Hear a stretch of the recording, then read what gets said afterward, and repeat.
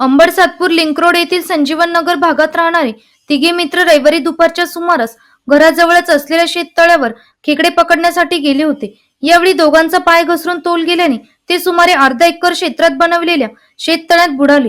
मोहम्मद इर्शाद शाह, अशरफ अक्रम खान अशी मयत झालेल्या चिमुकल्यांची नावे आहेत. रविवारी दुपारी 2 ते 2:30 वाजेच्या सुमारास इर्शाद, अशरफ व त्यांचा एक मित्र असे तिघे त्यांच्या घराजवळ असलेल्या शेततळ्याजवळ खेकडे पकडण्यासाठी गेले होते. यावेळी दोघांचा पाय घसरून तोल गेल्याने ते पाण्यात पडले. यावेळी पाण्याच्या खोलीचा अंदाज न आल्याने ते गटांगळ्या खाऊ लागले. हे बघून त्यांचा तिसरा मित्र घराकडे धावत सुटला.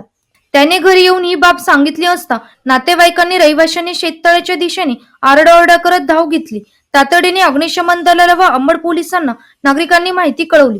सायंकाळी 4:30 वाजेच्या सुमारास घटनेची माहिती मिळताच सिडको अग्निशमन उपकेंद्राचे लीडिंग फायरमन अविनाश सोनवणे, प्रमोद लहामांगे, प्रशिक्षणार्थी शंतनू जोशी, पार्थ शिंदे, बंबचालक सुनील घुगे आदींनी घटनास्थळी धाव घेतली. लाईफ जॅकेट, लाईफ रिंगचा वापर करत शेततळ्यात उड्या घेतल्या. सुमारे 4 तास शेततळ्यातील पाण्यात दोघांचा शोध घेत जवानांनी मृतदेह रात्री 8 वाजेच्या सुमारास बाहेर काढला. सायंकाळनंतर अंधार झाल्याने अग्निशमन दलाला शोध कार्यात अडथळा निर्माण झाला होता.